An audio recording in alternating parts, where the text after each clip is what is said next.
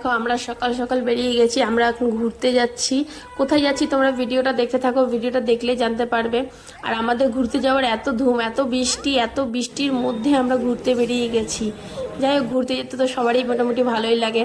আর এখানে বিভানও খুব খুশি, ঘুরতে গেছে তো ওরও খুব হাসি মুখে, বেশ ভালোই লাগছে। ট্রেনটা আসতে একটু লেট আছে, আমরা এখন স্টেশনে থাকবো। 8টার সময় ট্রেন আছে, 8টার সময় লোকালটা ধরে পরে আমরা আসানসোল যাবো। আসানসোল থেকে আমরা ট্রেন ধরবো, এখানে এসে ওয়েট করবো। আর এখানে বিভানকে দেখো, বিভান যে হ্যান্ডেলগুলো ধরে পরে আমরা যাই সেটা ও ধরা চাই, মানে ও ধরবে, মানে ও ধরে এতটা খুশি পাচ্ছে যে কি আসার পর দিয়ে তোর বাবাকে ছাড়ছেই না, ওর বাবার কোলেই যাবে, আর কারো কোলে যাচ্ছেই না। তো যাই হোক, আর এইদিকে দেখো, এদিকে এত চাষ হচ্ছে, আমি যেদিকে তাকাচ্ছি সেই দিকেই দেখছি ধান চাষ। মানে আমি দেখলাম না যে কোনো জায়গায় জমি ফাঁকা আছে, পুরো ধানে ধানে ভর্তি, একদম কি ভালো লাগছে দেখে পরে, এত চাষ হয় এদিকটা।